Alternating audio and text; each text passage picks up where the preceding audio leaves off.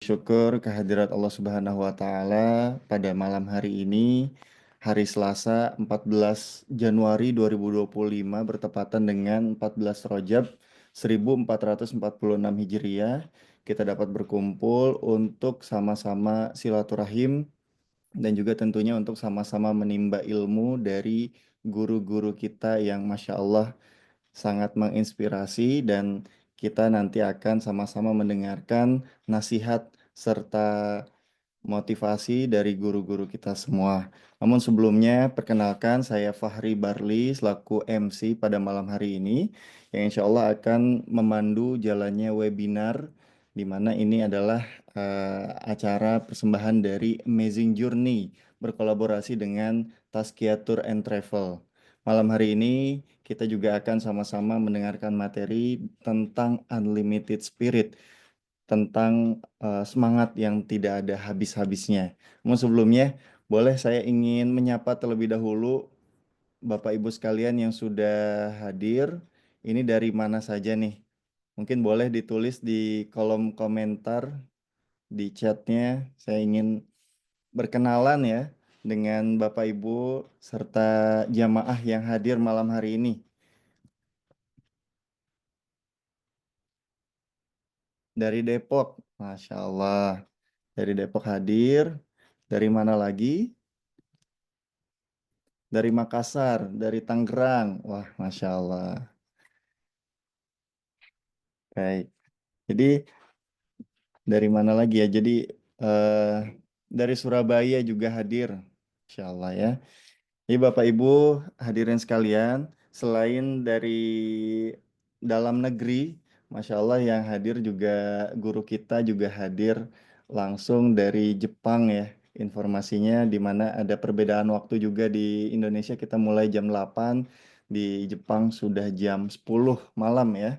Tapi insya Allah tidak mengurangi semangat kita untuk sama-sama menimba ilmu pada malam hari ini. Baik, dari Jakarta Timur, wah ini dari banyak sekali ya yang sudah hadir.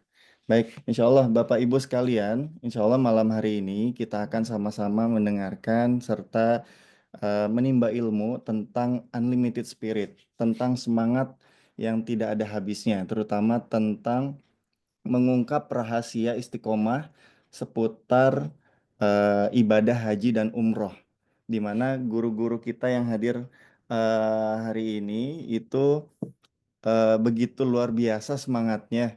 Bukan hanya ketika beribadah haji, ketika beribadah umroh saja, namun ketika sudah pulang dari Tanah Suci, dari Masjidil Haram, itu semangatnya tetap terbawa hingga kehidupan sehari-hari di Indonesia.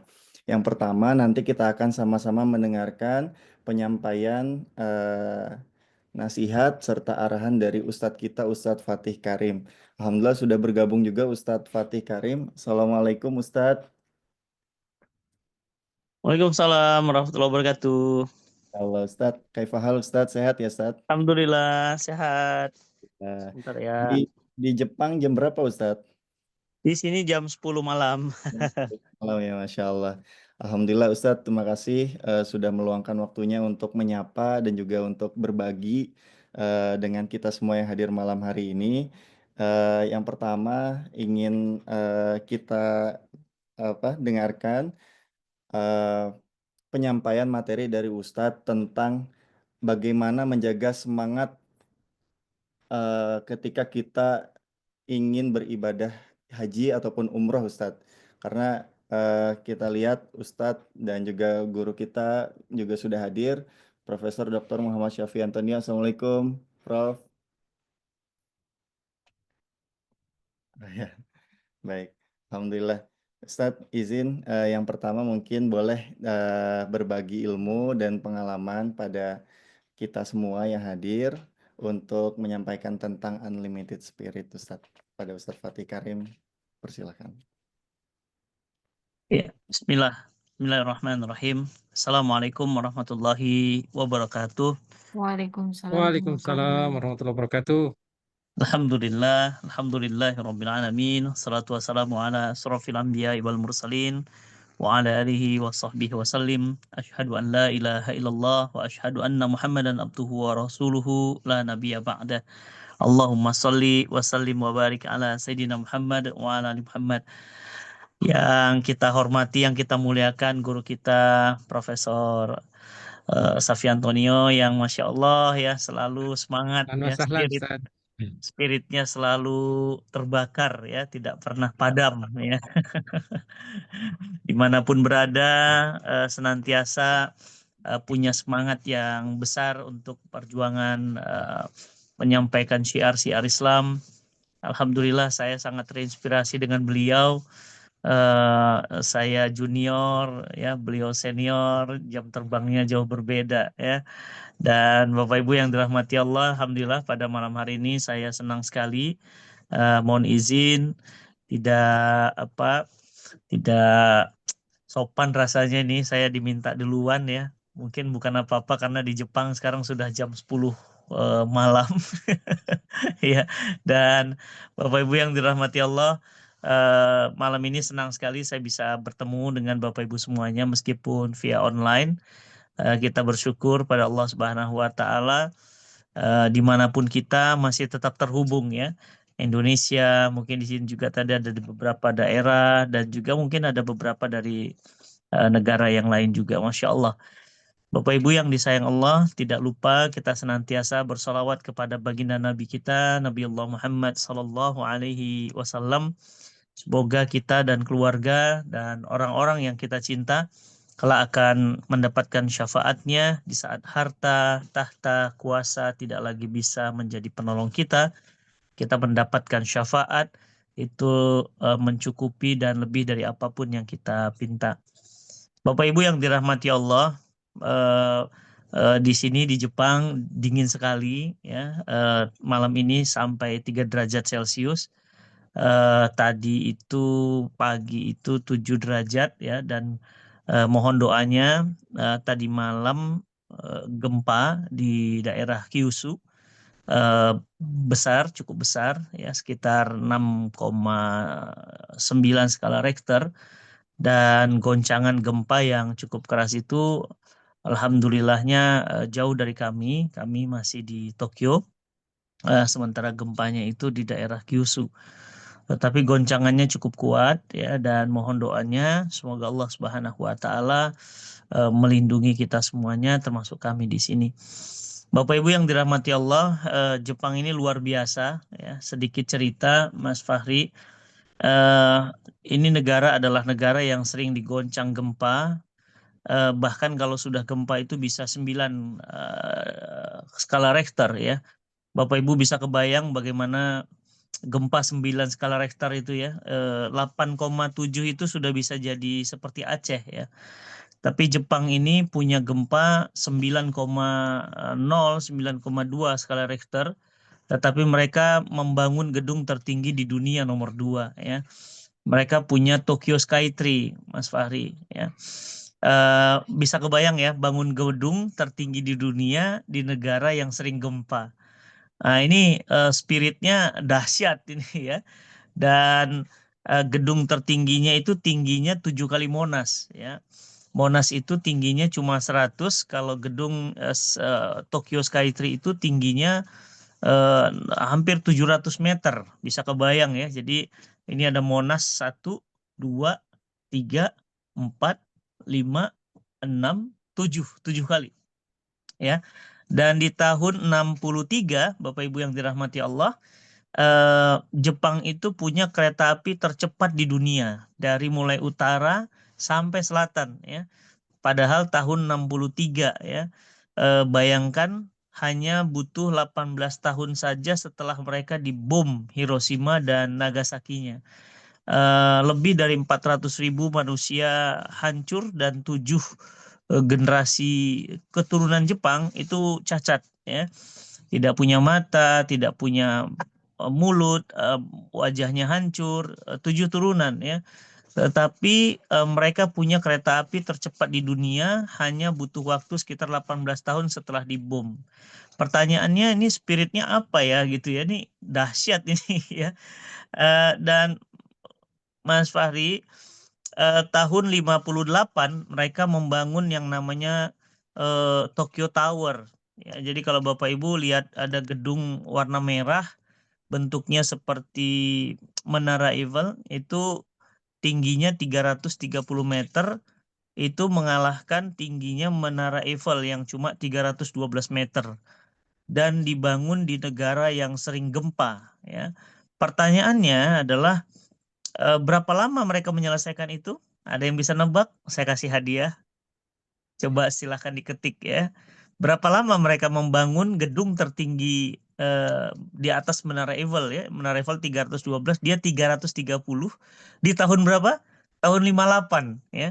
Ini kelahirannya ibu saya. Ibu saya 58 baru lahir. Mereka sudah punya gedung tertinggi di zaman itu. 1 tahun, salah. Ada yang bisa nebaknya? 6 bulan, salah. Ada yang bisa menebaknya? Berapa lama mereka menyelesaikan pembangunan Tokyo Tower? 3 bulan, salah. Terlalu cepat 7 bulan, salah. Baik, ya saya jawab dan hadiahnya saya cancel ya.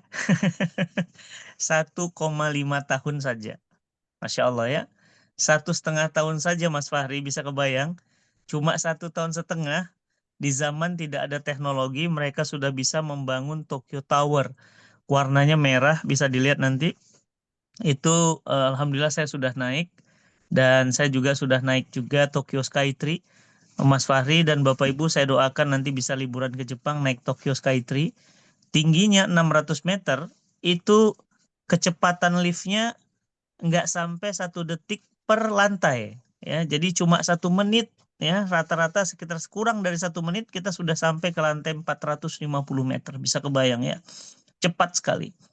Ya, dan Bapak Ibu boleh cari-cari ya di Google ya. Shinkansen itu belum pernah kecelakaan, Mas Fahri ya. Padahal Shinkansen itu kereta api kecepatannya 470 km per jam, bisa kebayang? 470 meter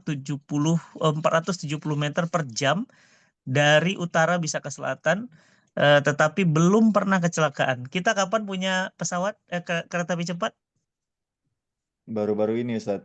Baru kemarin ya, dan namanya apa? Wus, Wus ya. wus. Dan itu pun berhutang ya kepada pemerintah Cina, saya dengar begitu ya. Tetapi Jepang tidak ya, mereka membangun itu semuanya karena spirit yang luar biasa ya. Dan Jepang ini adalah negara yang bukan hanya sering gempa, tapi tsunami itu berasal dari sini ya. Air itu, Mas, itu kalau sudah naik itu lebih 2 kali, 3 kali tinggi dari tiang listrik ya. Ini negaranya. Jepang ini memang sangat-sangat luar biasa. Diterpa beraneka ragam musibah, tapi tidak kaya alasan hidupnya, tapi kaya gagasan dan juga kaya impian ya. Nah, Bapak Ibu yang dirahmati Allah, bagaimana dengan kita? Ya, kita ini seorang Muslim, seorang mukmin. Bahkan dulu leluhur-leluhur kita adalah para pemimpin peradaban dunia. Ya, 2/3 belahan dunia ini dikuasai oleh umat Islam. Ya, lebih dari 13 abad lamanya. Bahkan di saat Kaisar Meiji memerintah Jepang, itu kemudian pernah mengirimkan surat kepada Sultan Abdul Hamid ya di Istanbul di Turki, dan surat itu diterima, isinya adalah permohonan pengiriman duta-duta dakwah dari Turki Istanbul kepada Jepang. Dan alhamdulillah kaum muslimin yang dipimpin hari itu oleh Sultan Abdul Hamid mengirimkan surat ya, mengirimkan surat, dan balasannya disertai dengan dai-dai pilihan yang terbaik yang dikirimkan ke Jepang. Itulah yang kemudian menyebabkan Jepang hari ini banyak ulama-ulamanya, banyak para dai-dainya yang sekarang muslimnya semakin banyak di sini. Kabar gembira Bapak Ibu semuanya, mohon doanya insya Allah di Jepang ini Desember ini berdiri Masjid Indonesia pertama di Yokohama yang sedang kita bangun. Dan itu adalah hasil dari wakaf dari Bapak Ibu semuanya. Dan Yokohama adalah kota pertama kali pula dai-dai dari Istanbul itu datang dan menyebarkan dakwah di sini. Ya, jadi kita seperti mengulang sejarah. Bapak Ibu yang dirahmati Allah, kalau Jepang punya semangat yang luar biasa, pertanyaannya apa dorongannya ya? Apa yang mendorongnya ya? Mas Fahri, kalau kita mau melakukan sesuatu atau meninggalkan sesuatu, pasti ada yang mendorong ya, ya kan? Betul. Coba kita nanti belajar sama guru kita, Prof. Safi Antonio ya. Apa yang mendorong beliau untuk memilih Islam itu nggak main-main itu ya. Sampai beliau memilih iman, Islam, beliau meninggalkan semuanya, beliau kemudian menuntut ilmu begitu jauhnya, terbang ke Yordan, terbang ke Australia, terbang kemana-mana ya, sampai kemudian jadilah seperti hari ini ya. Jadi beliau hari ini adalah hasil dari semangat beliau di masa lalunya. Jepang hari ini, Bapak Ibu, adalah hasil dari kebiasaan-kebiasaan besar di masa lalunya. Nah, Bapak Ibu yang dirahmati Allah, kalau Jepang itu dorongannya pasti ada dorongan materi. Ya, Bapak Ibu ada 3 dorongan, boleh dicatat, boleh diingat. Yang pertama, apa yang mendorong seseorang itu mau berbuat? Yang pertama adalah al-quwah al-madiyah, ya, kekuatan materi. Jadi orang mau melakukan sesuatu, Mas Fahri, itu dorongannya adalah dorongan materi. Ya, kenapa orang mau kerja keras? Karena ada gajinya. Kenapa orang mau kerja keras? Karena ada bonusnya. Ya, bolehkah? Boleh. Dorongan apa namanya? Materi. Ya, al-quwah al-madiyah. Jadi kalau misalnya orang ngejar sesuatu, kenapa? Ya karena ada duitnya. Orang mau mengerjakan sesuatu sampai deadline, kenapa? Ya karena ada bonusnya. Kenapa ada orang kerja 17P? Tahu 17P? Pergi pagi, pulang petang, pendapatan pas-pasan, pantat peot, punggung pegel, pala pusing, pingsan-pingsan ya. Kenapa ada orang mau melakukan itu? Ya karena ada ujrohnya, ada materinya, Mas Fahri dan teman-teman Bapak Ibu yang dirahmati Allah. Yang kedua, dorongan yang kedua adalah al-quwah al-ma'nawiyah. Apa itu? Dorongan emosional. Orang mengerjakan sesuatu atau meninggalkan sesuatu biasanya karena ada rasa cinta, ada rasa sayang, ada rasa benci, ada rasa marah, ada rasa dendam. Ya, makanya Bapak Ibu nggak usah heran, orang-orang hebat di hari ini itu adalah orang-orang yang rata-rata lahir dari keluarga nggak mampu. Ya, rata-rata lahir dari keluarga miskin. Coba deh perhatikan ya, rata-rata orang-orang sukses ya. Itu betul-betul memang mereka ketidakmampuan itu menjadi dorongan mereka. Ingin membahagiakan ibu, ingin menyenangkan hati suami, ingin menyenangkan hati anak, ingin kemudian membalas dendam, ingin kemudian berbuat untuk membahagiakan anak-anak keturunannya. Nah, ini namanya dorongan rasa, Mas. Emosional, spirit. Jadi dorongan rasa. Ya, saya juga termasuk orang yang pernah mengalami itu karena Bapak Ibu saya berpisah di SD kelas 6 ya. Jadi Bapak Ibu yang dirahmati Allah, saya punya ayah dan ibu berpisah, saya masih SD kelas 6 ya. Ayah saya berkeluarga lagi dan ibu saya jadi TKI di Malaysia. Ya, almarhumah ibu saya itu pernah 5 tahun bekerja di Kuala Lumpur, Malaysia, menjadi pembantu rumah tangga. Mas Fahri. Jadi saya itu anak TKI sebenarnya ya. Jadi jangan suka menghina sama TKI ya, saya anak TKI. Ibu saya pembantu rumah tangga itu sekitar hampir 10 tahun ya. Dan ibu saya memiliki bisnis di Kuala Lumpur sekitar 15 tahun. Nah, saya punya restoran masakan Indonesia di Ampang, Bapak Ibu. Kalau Bapak Ibu ke Kuala Lumpur, itu ada ada KLCC ya, Kuala Lumpur Convention Center itu ada Menara Kembar. Nah, Menara Kembar itu ada di Jalan Ampang. Nah, ibu saya punya restoran di sana dan sudah dijual semua asetnya. Salah satu yang membuat saya terdorong ya untuk bisa seperti saat hari ini ya, itu adalah karena ingin sekali gitu membahagiakan ibu saya dan ayah saya. Ya, catat ya. Yang kedua dorongan apa tadi? Emosional ya, atau disebut dengan al-quwah al-ma'nawiyah. Nah, yang ketiga, nah ini yang ngeri nih. Yang sesuai dengan judul kita hari ini. Ini yang disebut dengan al-quwah ar-ruhiyah. Dolongannya adalah dolongan ruhiyah. Dolongan dia mau melakukan itu atau mau meninggalkan sesuatu semata-mata karena perintah Allah. Nah ini. Ya, jadi Mas Fahri nggak usah heran kalau dulu Sultan Muhammad Al-Fatih bisa menaklukkan Bizantium Konstantinopel. Berapa pasukannya?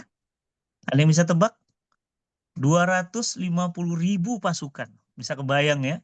Kemudian benteng Konstantinopel tidak juga bisa dikalahkan. Cukup? Belum. Dia kirimkan 112 kapal. Cukup? Tidak. Ternyata gagal. Pasukan dari Bizantium Konstantinopel menghancurkan seluruh kapal Muhammad Al-Fatih. Tahukah Bapak Ibu bagaimana cara beliau kemudian menunjukkan beliau punya yang namanya spiritual power atau kekuatan ruhiyah? Beliau meminta pasukannya mendorong kapal naik ke atas gunung berjumlah ratusan kapal dalam waktu 1 malam, dan besok paginya pasukan Bizantium Konstantinopel dihancurkan dari arah yang tidak mereka sangka-sangka. Itu namanya apa? Itu yang disebut dengan al-quwah ar-ruhiyah. Jadi kekuatan ruhiyah. Orang kalau sudah dorongannya karena Allah, ngeri. Ya, ngeri. Itulah kenapa pasukan jihad kaum muslimin ditanyakan tuh Bapak Ibu kepada dari Pak Kaisar Rustum, ya, Kaisar Persia. Apa ditanyanya? Mengapa kalian kalau perang selalu menang? Apa rahasianya? Ditanya kepada seorang sahabat Nabi, dan beliau menjawab, ya, kami mencintai kematian sama seperti kalian mencintai kehidupan. Ngeri ya Mas Fahri ya. Orang kalau sudah dorongannya spiritual Mas, yang dilihat bukan lagi upah Mas, bukan lagi ujroh, bukan lagi bonus, bukan lagi rasa kemanusiaan Mas. Orang kalau sudah bergerak karena dorongan ruhiyah, maka dia nggak ada yang bisa mengalahkannya. Unstoppable. Dia akan luar biasa. Bapak Ibu, kenapa pertanyaannya kita kalau lagi umroh tuh rajin banget ya Mas ya? Masya Allah, dari pagi malam sholatnya luar biasa kan gitu ya, gitu kan? Kemudian kalau udah sampai tanah air gimana Bapak Ibu? Wah, hilang. Kalau Ramadan berapa bacaan Qurannya? 1 hari 1 juz Pak Ustadz. 30 hari 30 juz. Sedekahnya Kapten Patimura berubah jadi Soekarno-Hatta Pak Ustadz. Wih, keren gitu ya. Tapi kenapa ketika bulan Ramadan hilang? Hilang lagi tuh semangatnya. Berarti kita belum punya yang namanya al-quwah ar-ruhiyah tadi. Ya, kekuatan ruhiyah tadi. Nah, pertanyaannya Bapak Ibu yang dirahmati Allah, bagaimana caranya agar kita bisa mendapatkan al-quwah ar-ruhiyah ini sehingga kita tuh udah nggak tahu waktu, ya, kita itu kerjanya udah gila-gilaan tuh. Itu sehingga sudah tidak lagi peduli pagi, siang, malam, sore. Kenapa? Karena kita memiliki al-quwah ar-ruhiyah tadi. Yang pertama, tipsnya adalah kita harus memiliki keimanan kepada Allah dengan keimanan yang total dan sungguh-sungguh. Ya. Nah, iman yang kokoh ini, iman yang kuat ini akan menyebabkan seorang muslim terdorong melakukan selagi itu adalah perintah Allah dan larangan Allah. Maka nggak usah heran Mas Fahri. Alhamdulillah Bapak Ibu, saya banyak menemani artis-artis hijrah. Alhamdulillah Mas, itu mereka ditawari buka kerudung Mas. Ya, kontraknya itu miliaran Mas. Ya, syaratnya apa? Buka kerudung untuk bisa main film lagi. Apa kata mereka? Ambil uang miliarannya, jangan coba bayar saya. Nah, kenapa bisa seperti itu? Itu karena mereka punya dorongan iman yang kuat. Bahwa Allah maha melihat, bahwa Allah maha membalas, bahwa Allah maha mendengar, bahwa Allah maha ar-razak, sang pemberi rizki. Jadi ternyata tips untuk mendapatkan kekuatan tanpa batas itu adalah kekuatan iman. Yakin kepada Allah. Dari mana bisa yakin kepada Allah? Yang tips yang kedua adalah ilmu. Nah, Mas Fahri, jadi iman itu akan makin kokoh, iman itu akan makin mantap jika seseorang itu memiliki ilmu. Maka disinilah kenapa pentingnya kita belajar. Ya, malam ini ya kesempatan bagi kita banget nih ya, kita bisa belajar dari guru kita Prof. Safiantonio yang Masya Allah luar biasa. Ya, ini kesempatan belajar kita Bapak Ibu. Kenapa?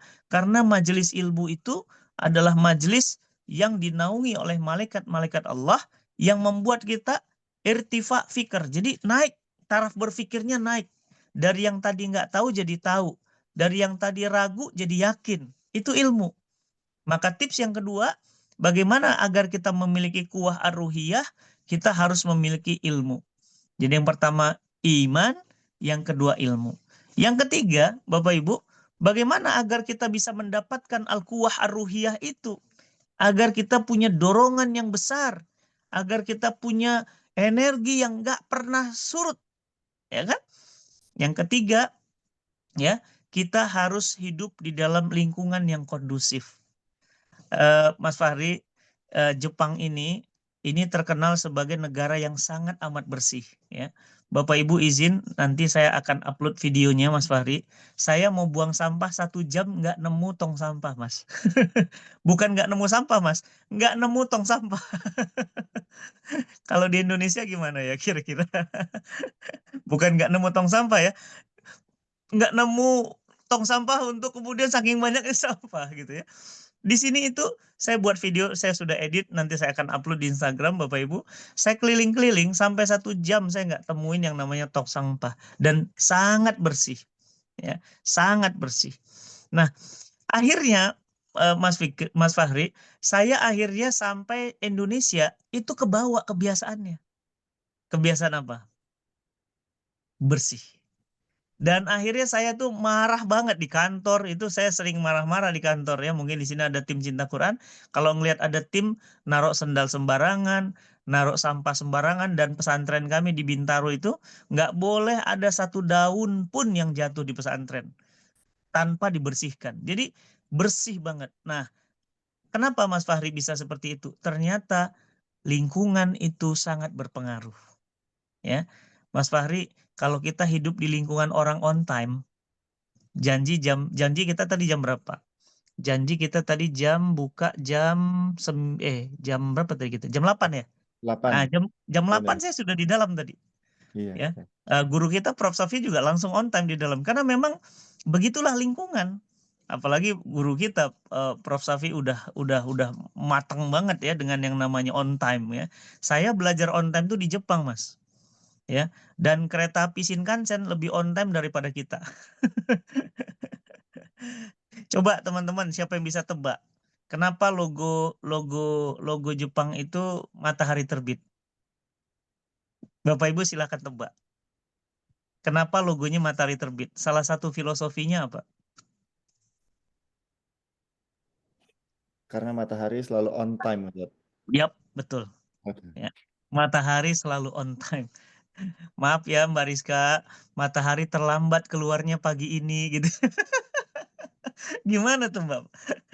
Ya, maaf ya Mbak Villa gitu ya, mataharinya terbenamnya agak telat ya hari ini. Nggak bisa.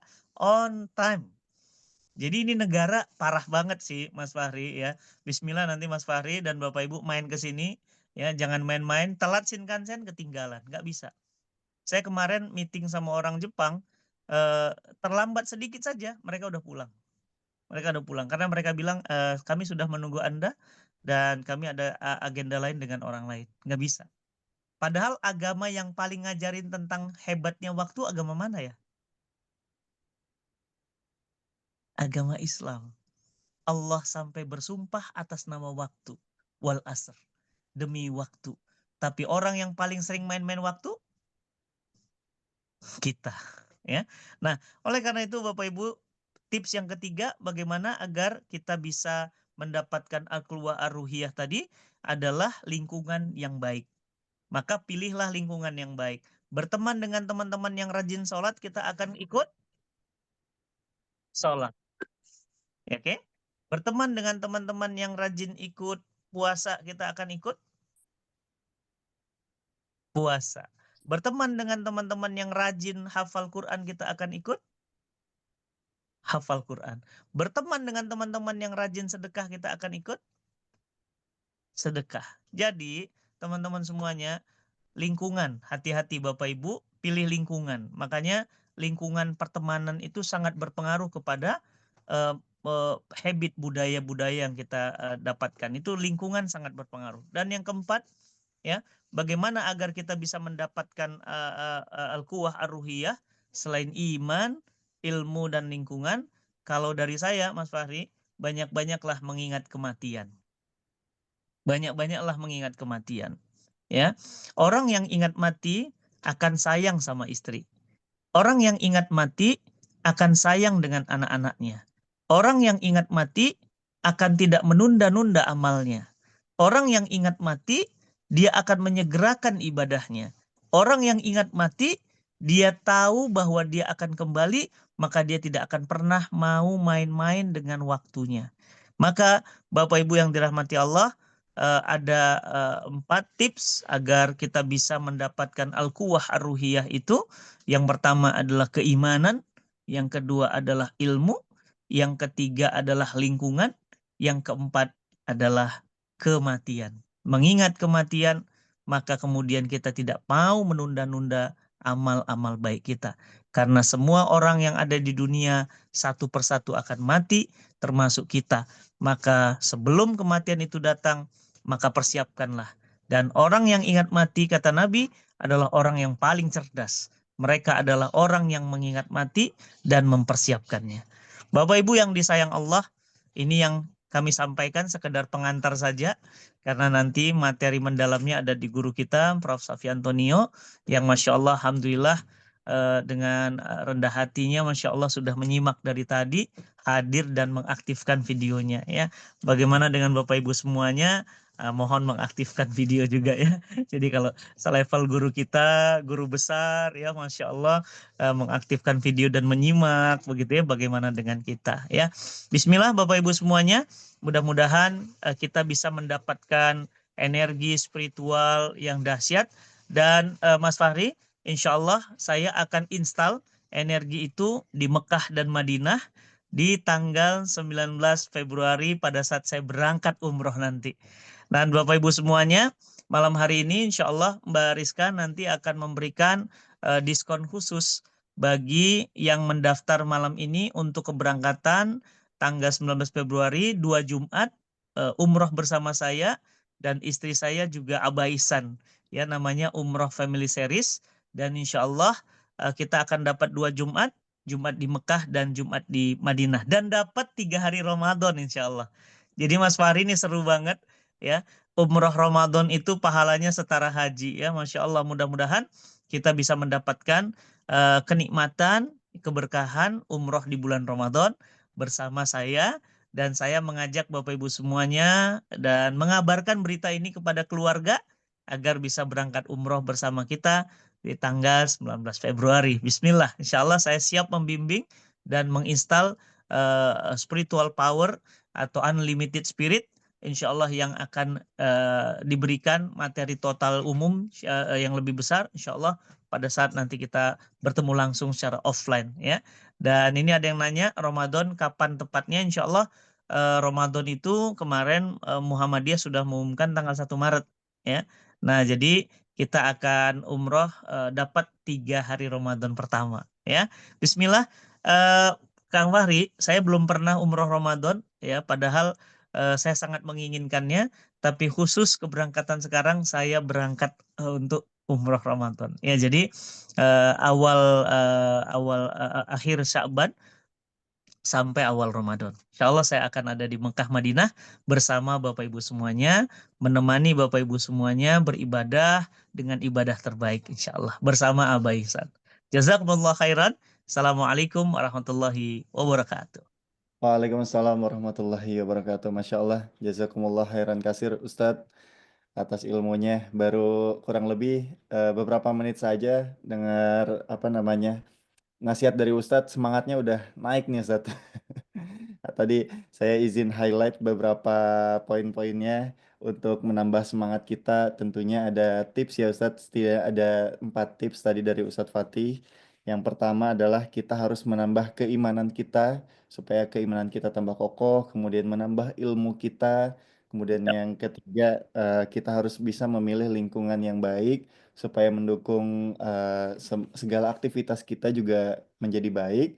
Kemudian yang terakhir, kita harus sering-sering ingat kematian, Ustadz. Masya Allah. Ya. Sekali lagi, makasih ilmunya juga. Bapak Ibu sekalian, tadi sudah disampaikan oleh Ustadz Fatih Karim bahwa insya Allah nanti tanggal 20 Februari, Ustadz izin 20 Februari sampai 4 Maret akan ada program Umroh Family Series. Jadi bagi Bapak Ibu beserta keluarga yang menginginkan mempunyai perjalanan dengan penuh semangat, penuh inspirasi, ditemani juga langsung oleh Ustadz Fatih Karim yang nanti akan membimbing. Nanti boleh untuk mencari informasinya kepada rekan-rekan kita di Amazing Journey ataupun di Tazkiyah Tour and Travel. Jadi nanti kita akan berangkat tanggal 20 Februari sampai 4 Maret, kurang lebih 13 hari. Juga akan mendapatkan 3 hari Ramadan ya Ustadz ya, di Umroh Family Series. Lebih lengkapnya Bapak Ibu kita saksikan terlebih dahulu ada cuplikan tentang Umroh Family Series.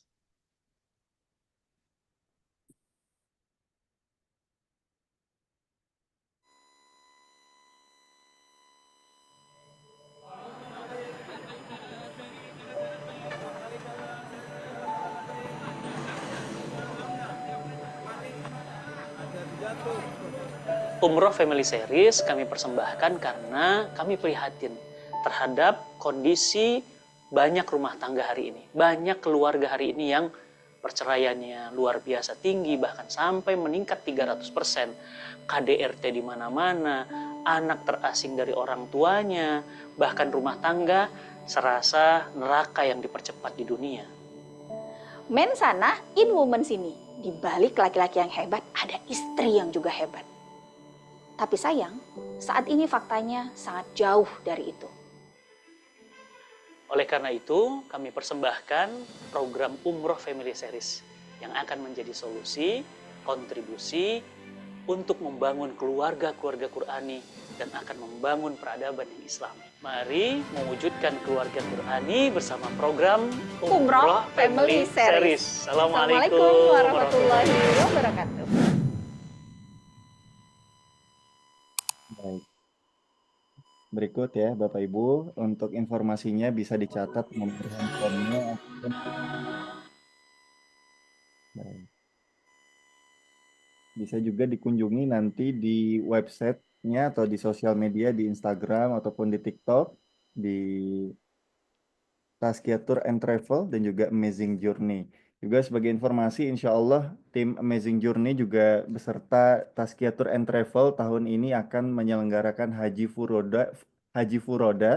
Jadi bagi Bapak Ibu beserta keluarga yang berniat untuk menjalankan ibadah haji nanti, boleh juga mencari informasi di Amazing Journey dan juga Tazkiyah Tour and Travel. Karena nanti yang akan membersamai langsung yaitu Ustadz Fatih Karim beserta guru kita Profesor Dr. Haji Muhammad Syafi Antonio yang juga sudah hadir pada malam hari ini. Saya izin menyapa. Assalamualaikum Prof. Waalaikumsalam warahmatullahi wabarakatuh. Kaifa haluk Prof? Sehat ya? Alhamdulillah bikhair. Ustadz Fatih sehat semuanya. Alhamdulillah sehat, Prof. Ya, Alhamdulillah.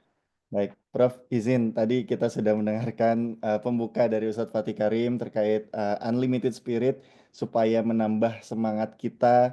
Izin nih kami ingin juga mendengarkan nasihat dari Prof tentang bagaimana bisa menjaga semangat, menjaga spirit kita supaya tidak terbatas nih Prof. Mungkin tips dan triknya seperti apa, terutama tentang semangat menjaga ketika kita sepulang ibadah umroh itu bagaimana? Karena mungkin Prof juga nanti boleh bercerita sudah berapa kali pulang pergi menjalankan ibadah umroh dan haji sehingga semangatnya bisa tetap terjaga hingga hari ini. Langsung saja mungkin Prof izin mohon berkenan untuk menyampaikan nasihat untuk kita semua. Bismillahirrahmanirrahim. Assalamualaikum warahmatullahi wabarakatuh. Waalaikumsalam. Alhamdulillahi wa kafa wassalatu wassalamu ala rasulil mustafa wa ala alihi wa ashabihi ahli sidki wal wafa amma ba'd. Pertama-tama mari kita panjatkan puji dan syukur kepada Allah Subhanahu wa taala, salawat serta salam ke baginda Rasulullah sallallahu alaihi wasallam.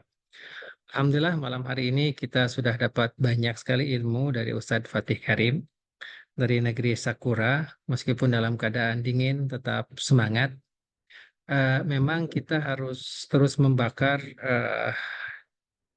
namanya itu himmah aliyah, semangat yang tinggi, semangat spirit ruhiyah itu adalah yang paling luar biasa.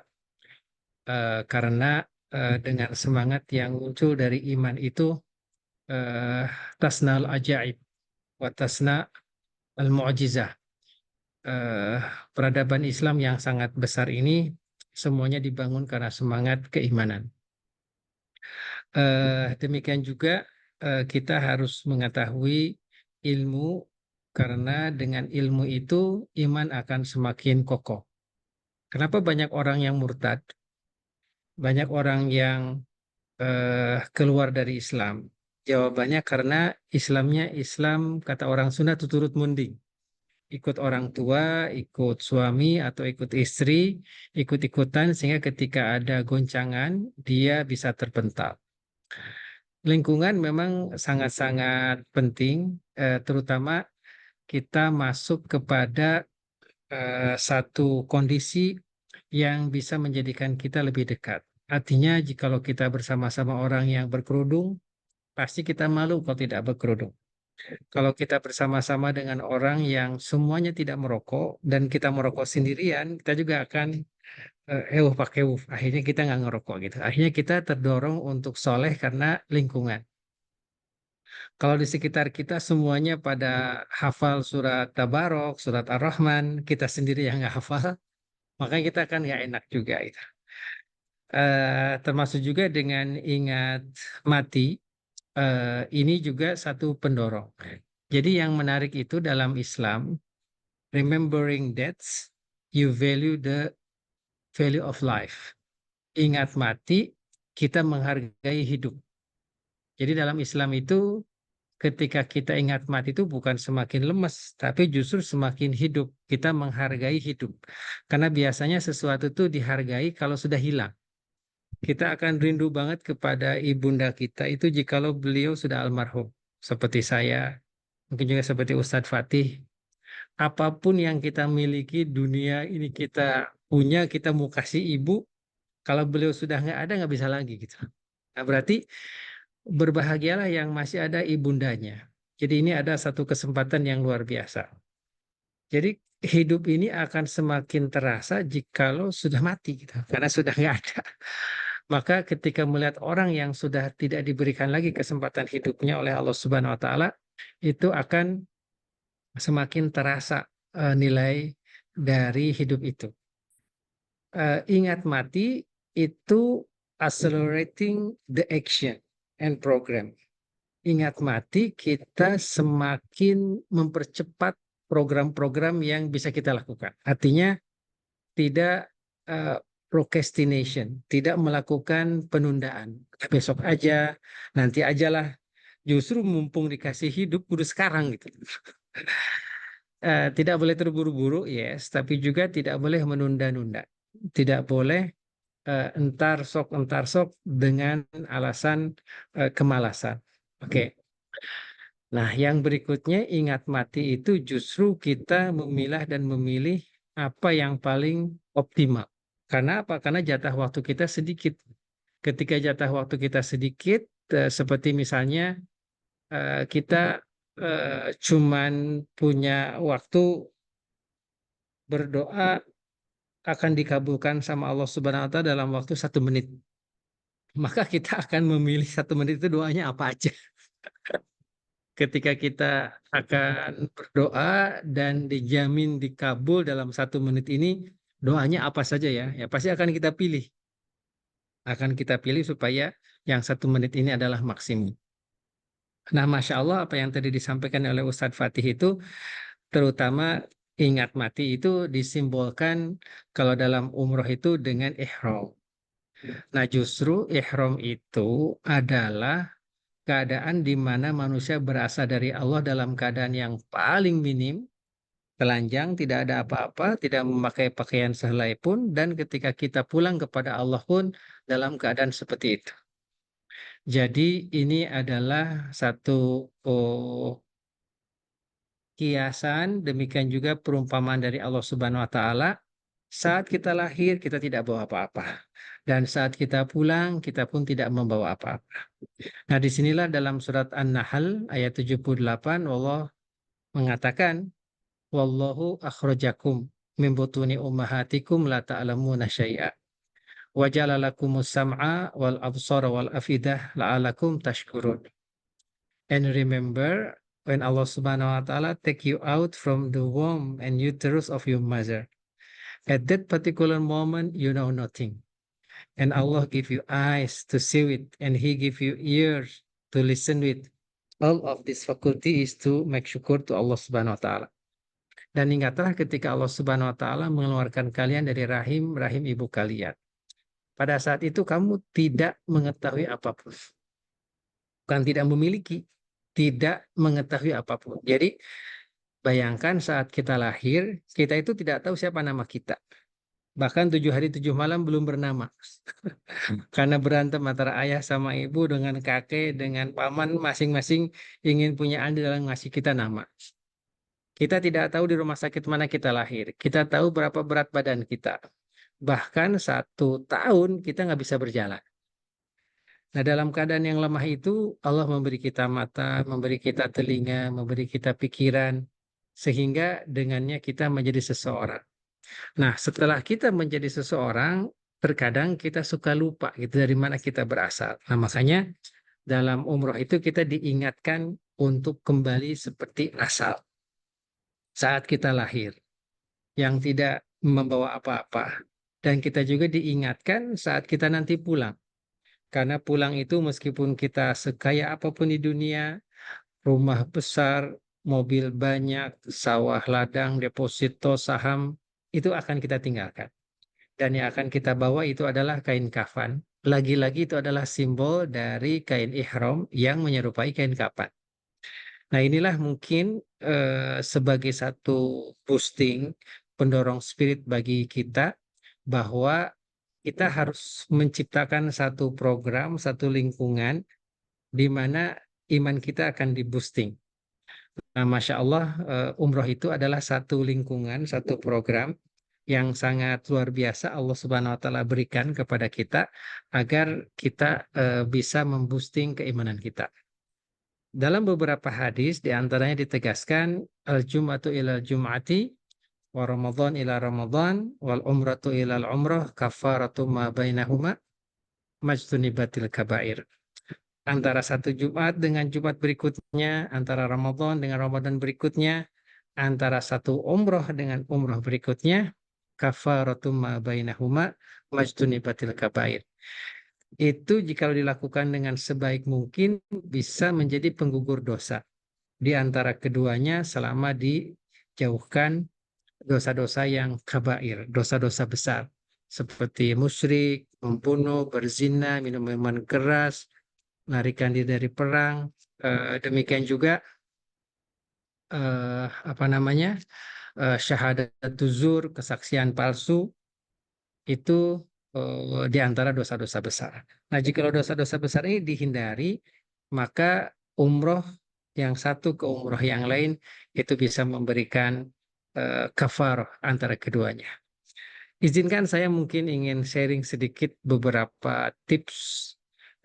Kalau proses umroh, insya Allah nanti dibimbing sama Ustadz Fatih Karim.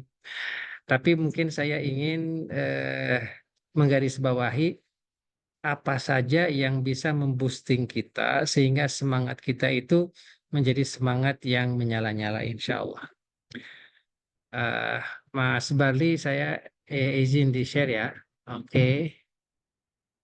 Baik, sebentar. Oh, baik. Nah, namanya ini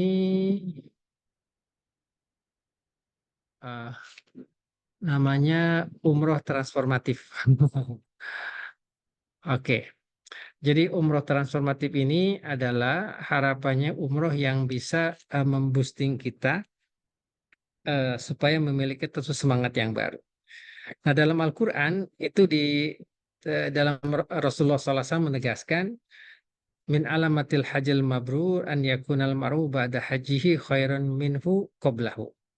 Seperti halnya dalam hadis sahih, seorang itu jikalau dikatakan mabrur setelah pulang haji atau pulang umroh, an yakunal mar'u ba'da hajihi khairan minhu qablah. Dia akan menjadi seorang yang lebih baik dibandingkan dengan sebelumnya. Jadi ada satu transformasi, ada satu pergeseran menjadi seorang yang lebih soleh, yang lebih peduli kepada keluarga, yang lebih perhatian terhadap sumber bisnisnya, yang memperhatikan bagaimana bacaan sholat anak-anaknya, bagaimana tabungannya, bagaimana asuransinya, bagaimana kecerdasan emosinya, kecerdasan sosialnya, itu perhatikan semua. Dan dia ingin menjadi seorang yang lebih baik. Oke. Nah, ini ada satu pesan dari Al-Qur'anul Karim, surat Al-Baqarah ayat 200. Faidha qadaitum manasikakum fadhkurullaha kadzikrikum aba'akum aw asyadda dzikra. Wa minan nasi may yaqulu rabbana atina fid dunya wa ma lahu fil akhirati min khalaq. Apabila kamu telah menyelesaikan manasik, manasik itu artinya rangkaian ya. Rangkaian haji dan umroh, berzikirlah kepada Allah sebagaimana kamu menyebut-nyebut nenek moyang kamu. Jadi kita disuruh untuk ingat Allah banyak-banyak. Berzikirlah, lebih dari itu, di antara manusia ada yang berdoa, ya Tuhan kami, berilah kami kebaikan di dunia, sedang di akhirat dia tidak memperoleh kebahagiaan apapun. Jadi memang umroh ini adalah semacam program kita menyetop dulu dari kesibukan mencari rezeki, kesibukan dunia sesaat, kita stop dahulu untuk kita melakukan recharge, penguatan kembali semangat itu untuk melakukan semacam overhaul. Oke. Kalau mobil itu diservis ya, sehingga kita kembali lagi kepada rel yang tepat gitu loh. Jadi di sini Allah sengaja menyebutkan ada sebagian dari manusia yang lupa ngecasnya sehingga dia hanya mengejar akhirat saja. Walaupun dalam Islam sesungguhnya tidak ada demarkasi antara dunia dengan akhirat. Kita hidup di dunia untuk bekal akhirat. Dan ternyata semuanya itu jikalau dikasih judul ibadah, maka perkataan duniawi dan ukhrawi itu menjadi hilang. Kerjaannya kerjaan duniawi, nulis buku kan kerjaan duniawi, tetapi itu bisa bermakna ukhrawi jikalau niatnya adalah untuk memberikan kecerdasan kepada orang lain. Saya masuk ke laboratorium, melakukan riset tentang penyakit. Apa obat terbaik untuk corona yang sekarang muncul lagi? Itu pekerjaan duniawi. Tetapi ketika saya niatkan untuk membantu saudara-saudara saya yang kena corona, itu akan menjadi amal ukhrawi. Ya kan? Saya mencampur pasir dengan semen. Itu kerjaan duniawi. Tetapi ketika pasir dan semen itu saya bangun rumah-rumah tahfiz Quran, saya bangun sekolahan, itu jadi pekerjaan ukhrawi. Nah, inilah sesungguhnya yang harus kita bawa sepulang haji dan umrah itu, bagaimana semangatnya ini membahana masuk ke pasar, masuk ke laboratorium, masuk ke pabrik-pabrik, masuk ke BUMN, masuk ke Pemda-Pemda, masuk ke kejaksaan, masuk ke kepolisian. Kerjaannya seperti kerjaan duniawi, tetapi karena ada niat untuk kemaslahatan umat, kemaslahatan bangsa, dia akan menjadi deposito akhirat. Jadi sesungguhnya dengan judul ibadah itu, dimensi duniawi dan dimensi ukhrawi menjadi hilang. Semuanya lillahi ta'ala. Masya Allah. Semuanya menjadi lillahi ta'ala. Nah, jangan terjebak rutinitas seperti dulu. Berarti kita mencoba untuk memberikan makna yang baru. Demikian juga bawa Allah dan semangat haji dan umroh, mohon maaf saya tulis, ke semua dimensi hidup. Berarti kita harus membawa semangat haji dan umroh ini ke semua dimensi hidup supaya bisa menjadi lebih bermakna.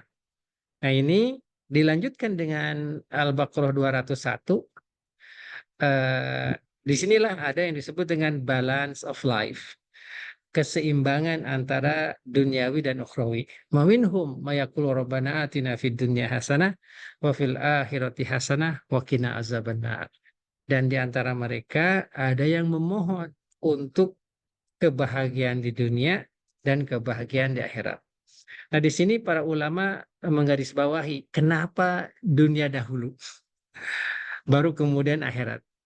Pertama, ya memang dunia itu prosesnya duluan, akhirat itu belakangan.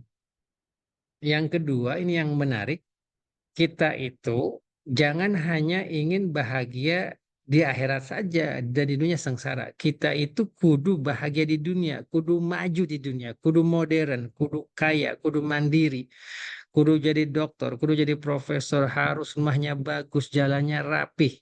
Kalau bisa lebih bersih dari Jepang. Kalau bisa lebih maju dari Jepang, kenapa tidak?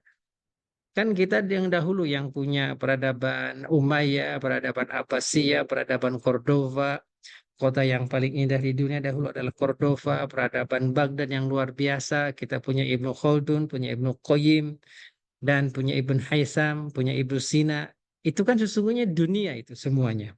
Nah, kita itu terkadang dininak bobokan, ya sudah, yang kamu kejar itu adalah akhirat, dunia ini milik orang kafir. Akhirnya masjid kita jelek, sound systemnya juga jelek, pondok pesantrennya kotor, dan kemudian kita mengatakan ya dunia bukan bagian kita, nanti bagian kita akhirat. Rasanya itu adalah yang salah. Karena apa? Justru Allah mengatakan kebahagiaan di dunia dahulu baru di akhirat. Oke. Nah, jadi jikalau tadi dikasih framework itu adalah ibadah, maka yang disebut dengan dimensi duniawi dan dimensi ukhrawi itu menjadi satu. Semuanya kita lakukan di dunia ini, tetapi karena ada kemaslahatan umat, kemaslahatan bangsa, kemaslahatan generasi penerus, maka itu akan bernilai akhirat. Ini masih rangkaian dari 200 Al-Baqarah 200 itu. Jadi sisa umur hidup tidak banyak lagi. Dan untuk meninggal tidak harus tua. Untuk meninggal tidak harus sakit. Untuk meninggal tidak harus di medan perang. Di rumah juga iya, di tempat-tempat yang paling aman pun meninggal itu datang. Begitu banyak yang bayi yang baru lahir langsung meninggal. Begitu banyak nenek-nenek yang sudah batuk-batuk nggak meninggal-meninggal. Ini pesan sisa umur hidup tidak banyak lagi. Saatnya kita memikirkan persiapan bekal akhirat dengan serius, terprogram, dan terukur. Nah, ini banyak dari kita, termasuk juga mohon maaf para pejabat, ketika menjabat, nauzubillah, ada juga yang mengambil APBN, ada juga yang mengambil harta rakyat. Mungkin mereka itu lupa bahwa kematian itu ada di depan mereka. Karena betapa khusyuknya korupsi, betapa berjamaahnya mengambil harta rakyat, seolah-olah akhirat itu tidak ada. Atau seolah-olah kematian itu masih jauh. Nah, ketika kita umroh, kita diingatkan dengan kain ihram, kita diingatkan dengan Ka'bah, kita diingatkan dengan Rasulullah SAW, kita diingatkan dengan kuburan Baqi', kita diingatkan dengan Badar, diingatkan dengan Uhud, akhirnya menjadikan hidup ini menjadi seimbang kembali, balance of life. Nah, di sini Allah Subhanahu wa taala menegaskan, apakah ada yang berubah setelah umroh? Apakah ada yang berubah setelah haji? Ulaika lahum nasibum mimma kasabu. Kata Allah, jikalau kita sudah melakukan perubahan atau tidak melakukan perubahan, masing-masing dari kita akan punya bagiannya. Ingat Al-Baqarah 200, 201, 202 itu bercerita tentang sepulang haji dan sepulang umroh. Kata Allah, mereka itulah yang memperoleh bagian dari apa yang telah mereka kerjakan. Dan Allah maha cepat perhitungannya. Jadi jikalau kita berubah, Allah lihat. Jikalau kita tidak berubah setelah umroh, Allah juga melihat. Dan tampaknya Bapak Ibu yang dirahmati Allah Subhanahu wa taala, itulah yang terjadi dengan bangsa Indonesia. Itulah yang terjadi dengan bangsa Indonesia. Satu tahun kita memberangkatkan sekitar 225 ribu jamaah haji. Dan mungkin kalau umroh itu hampir 1 juta satu tahun. Tetapi kita melihat negeri ini masih belum baik-baik aja. Korupsi masih di mana-mana. Sungai-sungai penuh dengan sampah. Jalan-jalan banyak yang bocor. Kemudian sampah-sampah berserakan di mana-mana. Masya Allah, kecurangan ada di kiri dan di kanan. Apa yang salah? Jawabannya, seperti yang tadi Ustadz Fatih katakan, mungkin kita belum mendapatkan satu semangat yang bisa merasuk kepada dalam dada kita, kemudian membuahkan satu perubahan. Nah, mudah-mudahan kita dipilih oleh Allah Subhanahu wa taala bisa menunaikan ibadah haji, bisa menunaikan ibadah umroh, kemudian kita ambil semangatnya, kemudian inilah yang akan memperbaiki keluarga kita. Yang disebut dengan family tadi. Oke. Perubahan terjadi pada diri, pada keluarga. Mudah-mudahan nanti Ustadz Fatih dan Abah Ihsan akan memberikan penekanan kepada sakinah, mawadah, warahmah. Demikian juga mudah-mudahan kita bisa berkontribusi untuk Indonesia dan Allah insya Allah yang maha melihat dan maha cepat perhitungannya akan memberikan yang terbaik bagi kita. Amin Nah, ya Allah. gimana prosesnya ini? Nah ini ada 5 I. Tadi kan Ustadz Fatih Karim katanya ada ilmu yang harus kita jadikan bekal agar ini semakin kuat.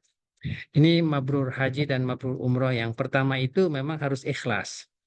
Jadi kita berangkat haji, berangkat umroh lillahi ta'ala dan bukan untuk yang lain. Yang tahu keikhlasan itu adalah hanya kita. Insya Allah jikalau ini kita niatkan untuk memperbaiki kehidupan kita, memastikan keluarga kita adalah keluarga sakinah mawadah warahmah, Allah akan menguatkan keikhlasan kita. Yang kedua, income yang halal. Kemabruran itu sangat ditentukan sejauh mana income kita itu halalan thayyiban. Dan halal itu ada 2 ya. Ada halal secara zat, ini makanan tidak mengandung babi, tidak ada alkohol, tidak ada khamr, tidak ada najis. Itu halal secara zat. Tapi ada halal yang kedua namanya halalun bihukmihi. Halal secara hukumnya. Barangnya bisa saja seperti sayur asem. Bisa saja seperti dendeng. Bisa saja seperti tahu tempe. Seperti kerupuk. Itu semuanya secara zat itu halal. Tetapi ketika mendapatkannya adalah gratifikasi, maka barangnya tahu tempe, zatnya tahu tempe, tapi hukumnya itu haram. Karena uangnya dapat korupsi, uangnya dapat ngambil dari orang lain. Itulah disebut dengan halalun bizatihi au halalun bihukmihi. Haramun bizatihi atau haramun bihukmihi. Nah, kita itu suka terjebak dengan haram yang bersumber secara gratifikasi. Nah, jelas kalau seandainya seseorang berangkat haji atau umroh dengan income yang masih bermasalah, kemabrurannya pun bermasalah. Yang ketiga, ini harus ada ilmunya.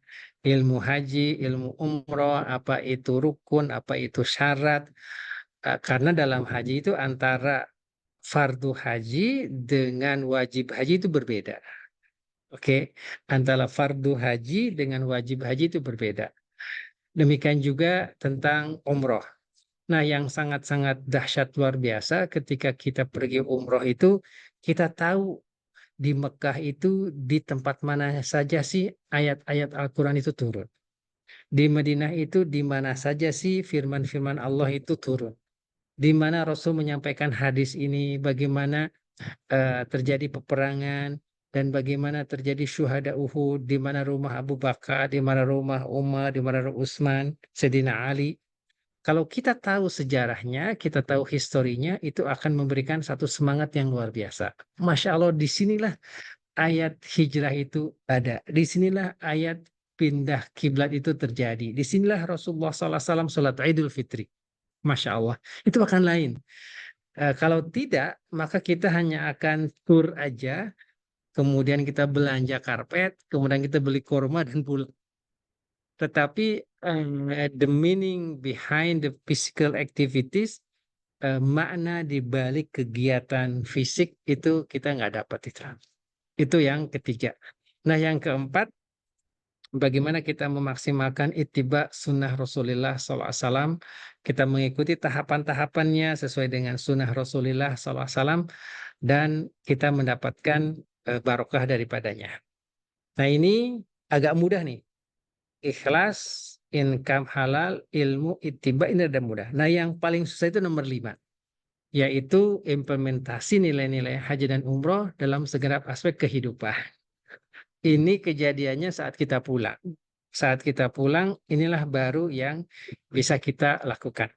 Nah, tetapi yang kelima inilah sesungguhnya yang menjadikan haji dan umroh itu bisa bertransformasi nilai-nilainya ke dalam segenap kehidupan kita.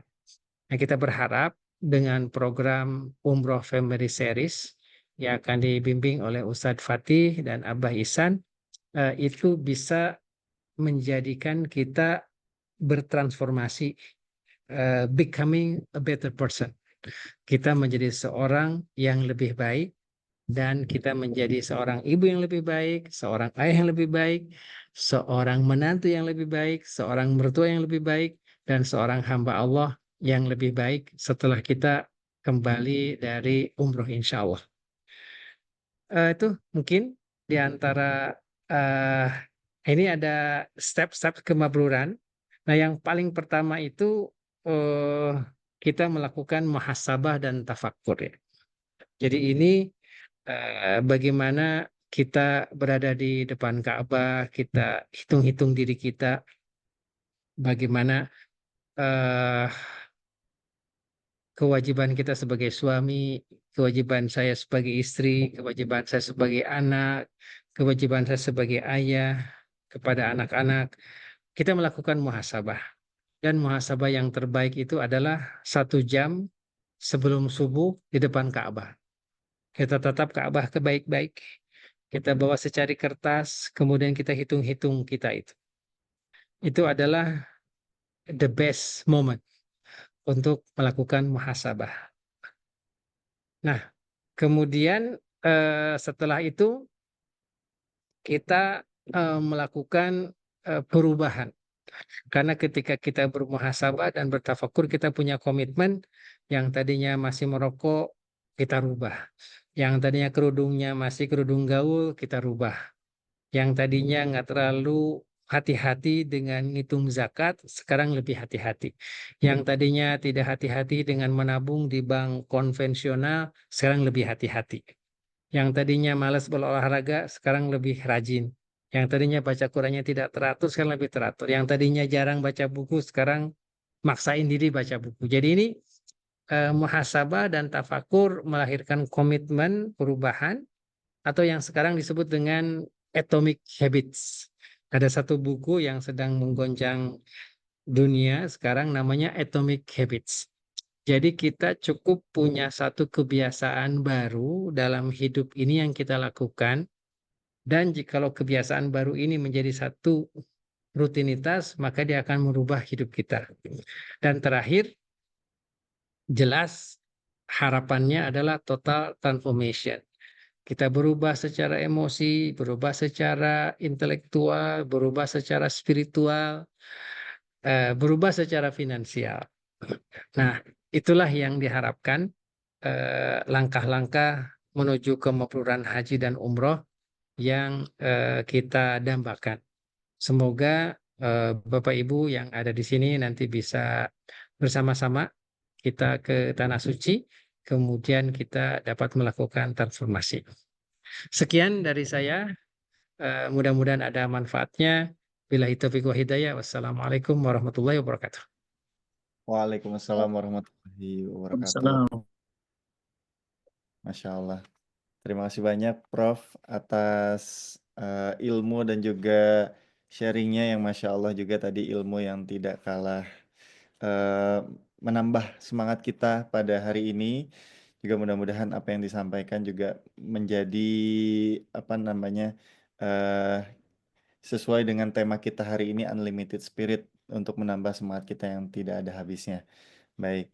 Mungkin selanjutnya bagi para Bapak Ibu ataupun peserta sekalian yang hadir, barangkali ada yang ingin ditanyakan kepada dua guru kita yang hadir, boleh kami persilahkan boleh menggunakan fitur raise hand ataupun ditulis pertanyaannya di kolom chat. Kita buka untuk dua penanya terlebih dahulu.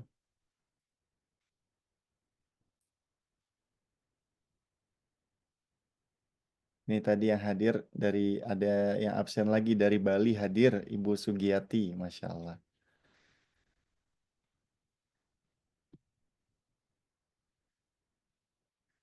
Baik, barangkali ada Bapak Ibu yang ingin bertanya, boleh diaktifkan mikrofonnya, kemudian ataupun bisa ditulis di kolom chat ya Bapak Ibu sekalian.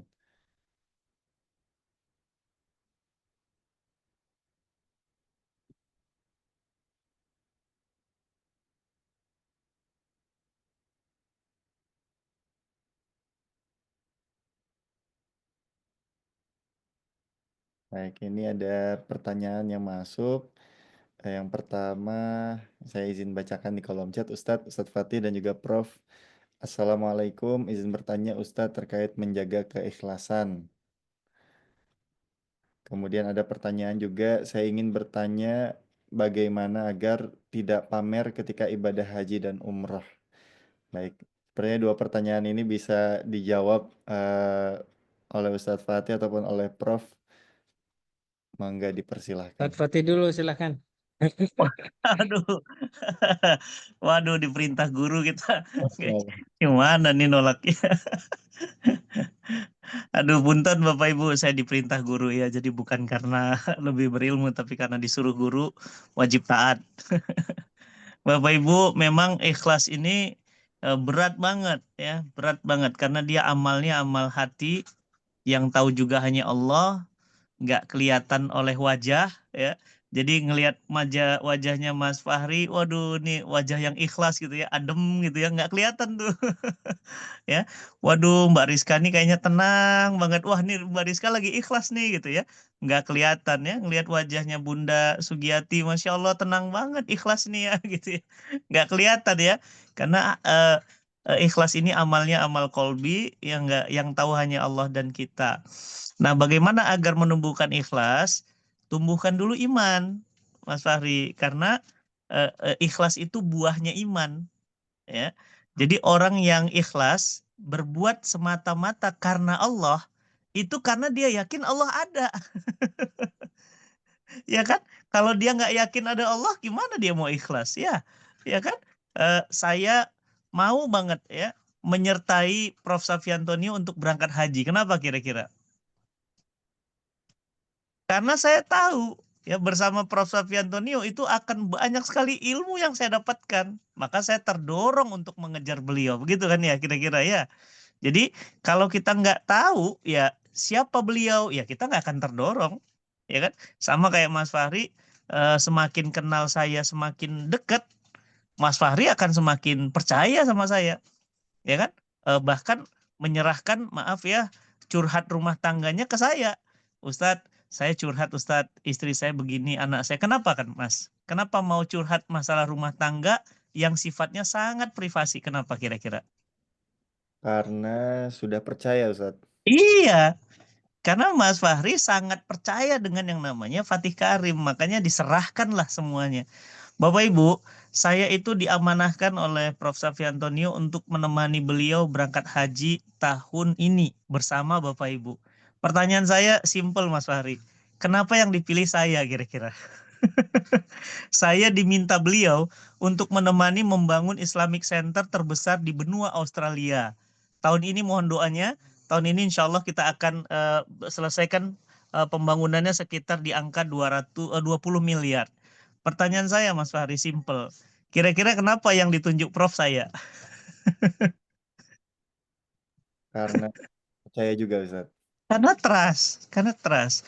Jadi bagaimana seseorang itu bisa ikhlas? Kenapa Amazing Journey yang saya minta itu Mbak Rizka kira-kira, bukan yang lain? Karena saya percaya gitu ya.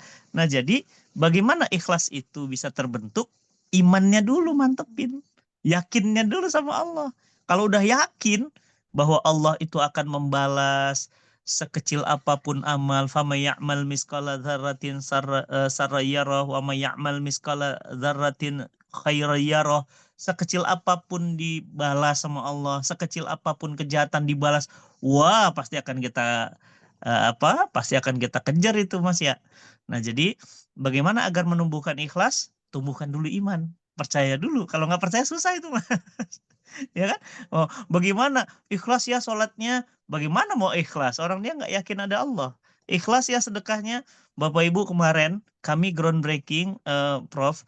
Masya Allah, itu ada yang datang kemarin dari Jakarta datang. Itu langsung dong, dia nangis, langsung ngasih 100 juta wakaf masjid. Ternyata apa? Ada lagi satu lagi, datang lagi berapa? 150 juta wakaf masjid. Ada lagi yang datang lagi, saya ngasih rumah saya Ustadz, harga 2 miliar untuk masjid. Dijual uangnya buat masjid, 2 miliar loh rumahnya, hampir 3 miliar tuh, 2 miliar sekian gitu ya, untuk masjid. Pertanyaan saya simple, kenapa dia mau memberikan rumahnya untuk masjid? Karena percaya sama Allah. Apa percayanya? Barang siapa yang membangun masjid di dunia, Allah akan bangunkan untuknya istana di surga. Aduh, Mas Fahri, masuk surga aja udah seneng Mas. Apalagi udah masuk surga punya istana, coba. Ih, gimana itu Mas? Ya, udah rumah aja, rumah di surga aja udah seneng Mas. Gak usah istana deh, rumah di surga aja. Ini mah enggak. Istana di surga. Dan itu Nabi yang ngomong, gak mungkin Nabi bohong ya. Jadi Bapak Ibu, yuk berbondong-bondong kita bangun masjid. Ya, bismillah ya. Begitu Mas Fahri. Insya Allah dari saya cuma itu. Yang lain disempurnakan guru kita. Ya, saya rasa udah cukup. Mungkin nambahkan sedikit. Jadi bagaimana tidak ria dalam ibadah? Eh, ada hal yang negatif, ada hal yang positif. Jadi kalau kita melakukan satu hal itu positif, kemudian kita lakukan biasa saja, tidak perlu khawatir dengan bagaimana sangkaan orang. Apakah setiap orang yang membangun masjid itu tujuannya ingin disebut dia adalah seorang dermawan? Tidak juga. Ya, saya membangun masjid memang untuk memberikan kemudahan kepada saudara saya yang akan beribadah. Titik. Apakah orang yang membangun rumah tahfidz itu ingin disebut sebagai seorang yang hebat? Ya tidak juga. Ya saya membangun rumah tahfidz karena ingin memperbanyak para hufadzul Quran. Titik, selesai. Nah, kalau tidak, nanti itu tidak akan pernah selesai. Apakah seorang seperti Khalid bin Walid ketika berperang di Arya, kita husnuzon bahwa dia berjuang dengan ikhlas untuk membela agama Islam. Selesai. Nah, jangan campuri hal-hal yang positif dengan hal-hal yang potensi negatif gitu. Oke. Nah, ketika kita melakukannya itu dengan niat yang positif, apapun pikiran orang tidak usah mengotori rencana kita. Karena jikalau tidak, maka itu kita akan merasa apa namanya ya, akan ada masalah terus. Oh, nggak perlulah jadi dokter nanti dianggap sebagai ingin dipandang aja gini. Akhirnya kita nggak jadi karena ketakutan disebut orang ria. ketika kita ingin memproses jadi guru besar, jadi profesor, nggak usah lah jadi profesor, nanti disebutin orang kayak gini, itu nggak jadi apa-apa. Nah, padahal kita kan melakukan biasa aja gitu. Kalau kita memang nulis buku, kalau kita memang punya jurnal, ya jadi juga itu guru besar. Gitu. Misalnya seperti Ustadz Fatih Karim. Apakah mau tentang petente ngebangun masjid di Jepang? Ya di Jampang Kulon aja belum semuanya masjid kebangun gitu. Apakah itu ria? Ya kan yang tahu hanya Ustadz Fatih Karim Allah Subhanahu wa taala. Tapi ketika Ustadz Fatih Karim melakukannya itu demi agar saudara kita di sana punya rumah ibadah, ya dilaksanakan aja. Biarin orang itu menyangka dan biarin orang itu melihat. Tapi kan tidak seperti itu. Dan jangan lupa kata eh, ulama ulama terdahulu mengatakan kuludzi ni'matin mahsud. Kuludzi ni'matin mahsud. Setiap orang yang punya nikmat dan kelebihan pasti ada yang sirik, pasti ada yang iri, gitu loh. Jadi itu sudah hukum alam.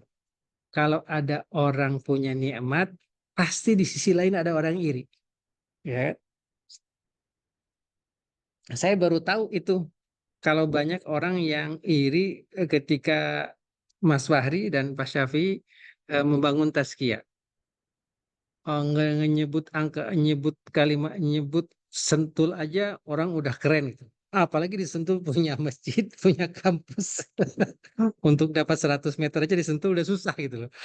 Ini ngebangun masjid, ngebangun sekolah, punya rumah, punya halaman besar, 2,5 hektar. Pasti banyak yang iri itu. Tapi biarin aja, itu tidak harus menjadikan kita tidak berkarya gitu loh. Biarin aja. Nah itu mungkin jadi Bapak Ibu tidak perlu khawatir akan disebut apa oleh orang lain selama niat kita positif. Oke. Selama niat kita positif udah bismillah jalan. Oke. Kekhawatiran-kekhawatiran yang tidak pasti akan ada. Oke. Karena memang setiap orang yang punya kelebihan, setiap orang yang punya nikmat pasti akan ada orang yang iri dengki di sisi yang lain. Tetapi kata pepatah mengatakan anjing menggonggong kafilah berlalu. Biarin aja kita jalan terus. Apapun kata orang itu. Yang penting kita dengan Allah lurus, tegak lurus hanya untuknya. Selesai. Seperti itu. Kalau nggak bakal jalan-jalan. Ya, kalau nggak bakal jalan-jalan. Terima kasih pertanyaannya.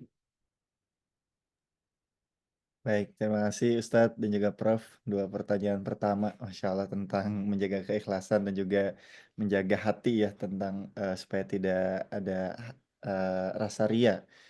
Ini ada pertanyaan selanjutnya tentang Assalamualaikum Ustadz, izin bertanya kalau kita lihat jumlah jamaah haji dan umroh kita luar biasa banyak, tapi mengapa tidak terjadi perubahan? Oke, Ya. terus silakan mungkin Prof Itu bisa. Prof dulu itu, karena Prof udah ratusan kali berangkat haji. Kalau saya Baik. baru hitungan jari. Oke. Tadi saya sampaikan bahwa perubahan itu harus dimulai dari muhasabah, kemudian ada komitmen, kemudian dibuat program prioritas untuk perubahan. Misalnya kalau dengan teman-teman di alumni Haji Tazkiyah, saya tes itu loh. Kata saya, Bapak Ibu sekarang sudah pulang haji, tolong dicek rekeningnya apakah masih di bank konven atau pindah ke syariah. Mereka langsung ngecek tuh, Pak ya saya mau hijrah katanya. Nah itu ada mungkin sekitar 40% itu pada hijrah tuh. Udah. Terus saya sampaikan lagi, coba Bapak Ibu hitung berapa asetnya, hitung berapa aset yang tetap dan aset yang lancar. Ini cara ngitung zakatnya. Nah, oh ya katanya selama ini saya tidak terlalu apik dalam menghitung berapa kewajiban zakat berdasarkan berapa nilai aset yang saya punya dan berapa nilai hutang yang saya punya. Oke. Nah, kemudian saya sampaikan, kira-kira jikalau Bapak sebagai pemilik perusahaan, sebagai direktur di perusahaan, kira-kira apa crash program yang akan Bapak, Ibu lakukan di perusahaan sepulang haji? Dia sebutin 3 hal. Oh, katanya saya akan memulai dengan doa pagi, kemudian saya akan, memimpin untuk sholat zuhur berjamaah, dan saya akan berhenti mimpin rapat pada saat mendengar azan. Ya udah, nggak usah muluk-muluk, itu aja dulu. Jadi kalau dia lagi rapat, azan, berhenti. Udah gitu dia langsung sholat berjamaah, mimpin karyawannya, dan ketika memulai pagi hari dia berdoa pagi-pagi. Udah. Nah itu kelihatannya seperti perubahan kecil, tetapi konkret gitu loh ya. Nah kalau ini terjadi di semua kantor, terjadi di semua BUMN, terjadi di semua pengadilan, terjadi di Dirjen Pajak, terjadi di pelabuhan, terjadi di bea cukai, pastinya korupsinya berkurang. Karena pagi-pagi berdoa, kemudian sholat berjamaahnya bagus. Gitu kan? Jadi perubahan-perubahan kecil itu memang harus dimulai dari pemimpin. Nah, mungkin kita harus mendorong para pemimpin kita untuk memberikan contoh kepada masyarakatnya. Gitu, Mbak. Baik, terima kasih Prof. Pertanyaan selanjutnya, Assalamualaikum. Izin bertanya, apakah ada doa-doa khusus agar keinginan umroh bisa segera terwujud? Ini dari Mbak Vini Damayanti. Oh, ya, doanya ada 2. Satu, berdoa pada waktu yang mustajabud doa. Sebelum subuh dalam keadaan berwudu, setelah sholat tahajud, dan yang kedua doanya dicampur menabung. Jadi satu berdoa, yang kedua menabung. Dan insya Allah kadang-kadang juga ada lompatan. Kadang-kadang juga ada lompatan, boleh jadi tabungannya belum sampai, tapi Allah ngasih quantum lift. Seperti misalnya ada satu ketika saya mengundang duta besar Saudi Arabia ke kampus Tazkiyah. Udah gitu ketika ada sesi tanya jawab, eh, si si dubes itu memperkenankan bertanya. Nah, ada seorang mahasiswa yang bertanya pakai bahasa Arab. Saking bagusnya pertanyaan, si dubes ini tertarik dengan mahasiswa saya. Akhirnya dijawab, kemudian dikasih hadiah umroh. Jadi itu langsung seketika itu juga langsung dikasih gitu loh. Oke. Nah, ada juga yang apa namanya, yang ketika Masya Allah si imamnya tuh lupa bacaan sholatnya, kemudian si makmumnya itu mengingatkan. Nah, saking bagusnya bacaan si makmum yang ngingetin itu, si imam itu tertarik gitu loh. Mas, terima kasih sudah ngingetin saya, lupa. Nanti saya umrohin ya katanya gitu. Nah, itu banyak hal-hal yang lompatan-lompatan gitu saya saksikan dengan mata kepala sendiri. Ya, ini salah satu senior Mas Barli, mungkin namanya Mas Rizky. Beliau udah almarhum. Beliau dapat hadiah umroh ketika menjawab pertanyaan dari duta besar Saudi yang datang ke kampus. Baik, Masya Allah. Terima kasih, Prof. Mungkin izin Prof dan juga Ustadz Fatih, ini nampaknya ada beberapa pertanyaan. Kita bacakan beberapa lagi atau bagaimana nih? Ya, cukup mungkin ya. Nanti Baik. Ustadz Fatih dikasih hadiah satu pertanyaan lagi. Oh iya. Satu pertanyaan terakhir mungkin ini dari tadi.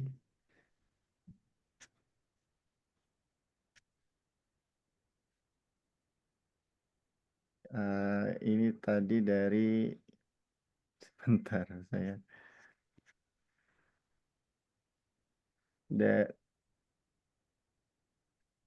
Tentang ini, tentang Ustadz, kalau umroh dan haji nggak boleh ada hutang, sedangkan saya pelaku usaha dan pasti ada hutang piutang. Bagaimana Ustadz?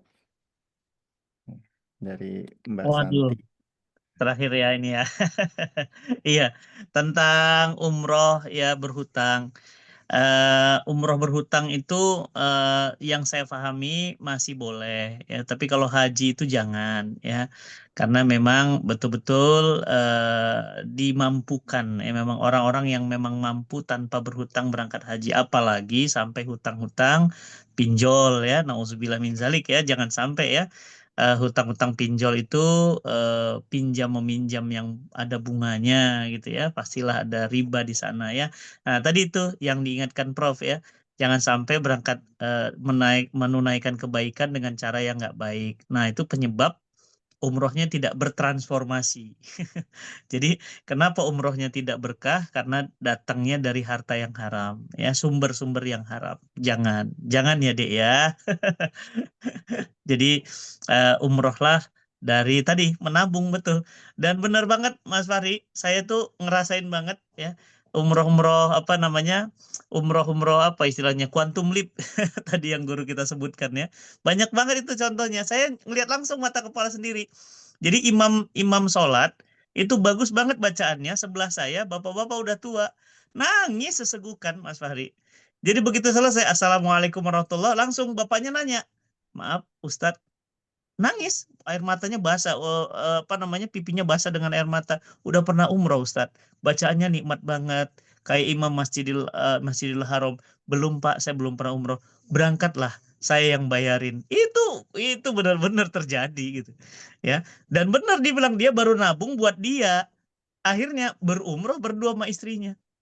Masya Allah ya, luar biasa. Jadi jangan berumroh dari harta yang haram, niatkan dari misalnya dari harta yang halal, menabung ya, sehingga cara yang baik untuk hasil yang baik. Insya Allah.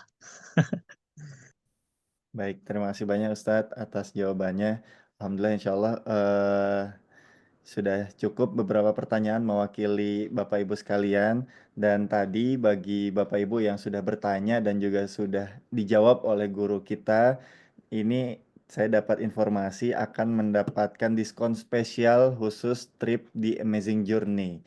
Jadi nanti Bapak Ibu yang sudah bertanya dan juga tadi dijawab, boleh DM ke Instagram @amazingjourney.id. Sekali lagi di Instagram amazingjourney.id. Nanti boleh DM. Tadi saya yang tanya gitu, yang sudah dijawab oleh Prof atau oleh Ustadz Fatih Karim. Nanti akan mendapatkan diskon spesial khusus untuk trip di Amazing Journey. Betul ya Mbak Rizka ya? Baik.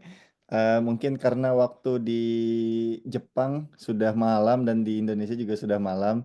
Alhamdulillah, sekali lagi terima kasih banyak Ustadz Fatih Karim dan juga guru kita Profesor Dr. Muhammad Syafi Antoni atas waktu dan juga atas nasihatnya untuk menambah kesempurnaan majelis kita malam hari ini. Mohon berkenan Ustadz Fatih bisa berdoa terlebih dahulu. Jangan, nggak berani saya, ada Prof saja. Prof, Silakan Ustaz, doa kita dari masjid. Nggak berani, kalau ada Prof saya nggak berani doa, ada guru. Silakan Ustaz. Prof, kita Oke, berkenan. baik. Ala hatihinnya wa kulunatan sholih al-Fatihah. Alhamdulillah. Alhamdulillahirabbil alamin. Hamdan yuafi ni'amahu wa yukafi mazidah. Allahumma rabbana lakal hamdu syukra wa lakal manu fadla wa anta rabbuna haqqa wa nahnu ibaduka rika. Allahumma rizukna hajjam mabrura wa sayam mashkura wa dhanban maghfura wa tijaratan lan tabur. Allahumma rizukna umratan mubarakatan min indik. Allahumma jal hadhihi al-umra insyaallah unsuran litahawuli hayatina al-usariyah wal iktisadiyah wal imaniyah nahwal khair wal afdal. Allahumma rizukna rizqan halalan tayyiban wasi'an mubarakatan fih. Allahumma tawil umrana fi siha wal afiyah wa ta'a wal ibadah wa sa'adah wa rafahiyah. Ya Allah, ya Rahman, ya Rahim, berikanlah kepada kami iman yang kokoh, tauhid yang dalam, amal yang soleh, lisan yang selalu berzikir, hati yang khusyuk kepadamu, ya Allah. Berikanlah kepada kami kesempatan untuk berumroh, ya Allah, berulang-ulang dengan rezeki darimu. Sampaikanlah kaki kami di Padang Arafah pada tanggal 9 Zulhijjah menunaikan ibadah haji. Ya Allah, berikanlah kesempatan kami bersimpuh di depan rumah yang agung bersama keluarga kami, handai tulan kami, umroh bersama-sama ya Allah.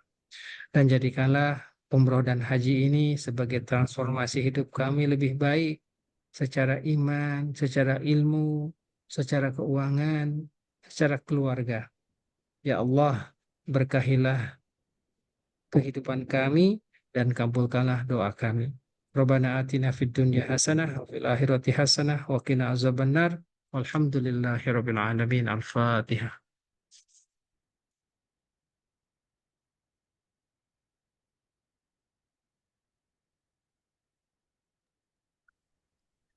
Amin ya Allah ya Rabbal Alamin. Alhamdulillah ya Rabbal Alamin. Bapak Ibu, tidak terasa berakhir sudah pertemuan kita pada malam hari ini. Sekali lagi kami ucapkan terima kasih pada guru kita Ustadz Profesor Muhammad Syafi Antonio dan juga Ustadz Fatih Karim atas ilmu dan waktunya pada malam hari ini. Juga kepada Bapak Ibu sekalian yang sudah meluangkan waktunya. Sekali lagi sebelum ditutup, bagi Bapak Ibu yang berminat ingin ibadah umroh beserta Amazing Journey, boleh nanti bertanya langsung kepada yang mengajak Bapak Ibu sekalian, ataupun bisa menghubungi di media sosial Amazing Journey ataupun Tazkiyah Tour and Travel. Sekali lagi, saya atas nama pembawa acara terima kasih. Kita tutup dengan sama-sama membaca hamdalah. Alhamdulillahirrabbilalamin dan kafaratul majelis. Subhanakallahumma wa bihamdika asyhadu an la ilaha illa anta astaghfiruka wa atubu ilaik. Wabillahi taufiq wal hidayah. Wassalamualaikum warahmatullahi wabarakatuh. Waalaikumsalam warahmatullahi wabarakatuh. Terima kasih Bapak Ibu semuanya. Izin pamit. Terima kasih Bro, semua. makasih Salam Bro. untuk yang Insyaallah sehat-sehat di semua. sana. Alhamdulillah. Assalamualaikum warahmatullahi wabarakatuh. Waalaikumsalam warahmatullahi wabarakatuh. Terima kasih, Prof.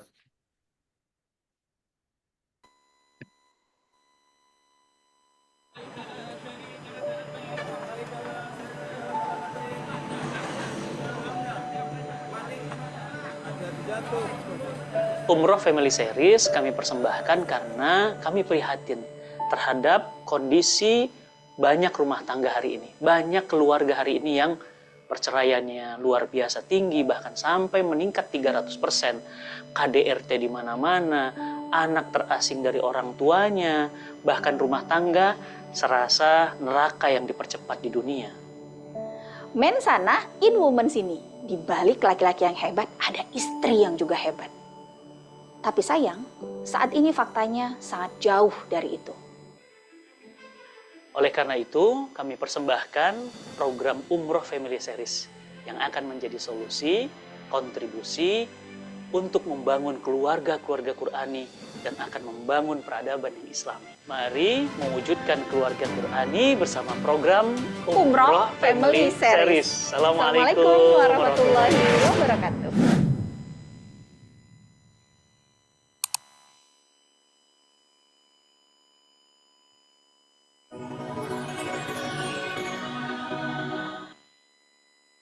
Family, Masya Allah, family ini kita lihat ini hadir dari bapak sampai ke cucunya, 3 generasi dalam satu keberangkatan umroh, Masya Allah.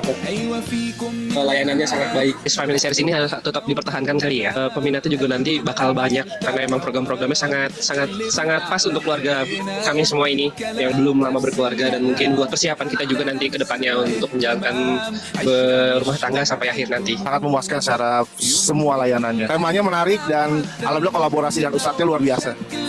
Udah lama banget travel yang kira-kira rekomendasinya bagus gitu ya, reviewnya bagus ya, pas banget programnya dengan program Ustadz Fatih Karim, program Family Series ini. Jadi kebetulan langsung ajak papa, mama, adik, keluarga lah semuanya. Alhamdulillah bisa berkumpul pada hari ini. Saya alhamdulillah sangat bahagia sekali bisa berkumpul dengan anak cucu, bersama-sama kita berangkat. Jadi yang pertama sih yang pasti bisa umroh sekeluarga ya. Ini cita-cita udah lama banget bisa sekeluarga besar ini. Terus kedua juga kajian ya. Biasanya kita ikut kajian online gitu. Bahkan saya sempat pengen undang Ustadz di acara kantor tapi belum rezeki akhirnya Ustadz kebetulan jadwalnya padat. Tapi alhamdulillah ini malah seperti private, bisa dengar kajian bareng bahkan setiap ibadah subuh dan mungkin ibadah asar ya. Alhamdulillah banget ini, makanya berkah dan rezeki buat kami sekeluarga sih.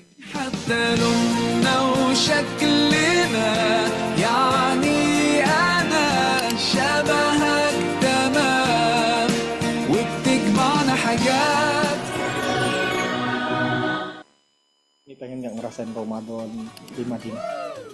Insya Allah mau banget atuh. Mau.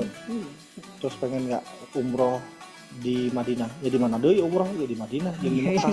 Ya, pengen nggak? Udah Pengen. ditulis-tulis. Udah ditulis-tulis. Iya pas Ramadan. Pas Ramadan, Masya Allah. Nah, Insya Allah teman-teman juga pengen, bukan kita aja. Nanti yang mau pengen umroh sampai ketemu awal Ramadan bisa ikut umroh ke Family Series sama Ustaz Fatih, Umi Sajak sama kita, Mbak Isya, sama istri saya Lela sayang, Leila Masyaallah. Ya, Insya Allah. Sampai jumpa nanti. Ya, amin. Mudah-mudahan Allah lapangkan jalan ya. Assalamualaikum.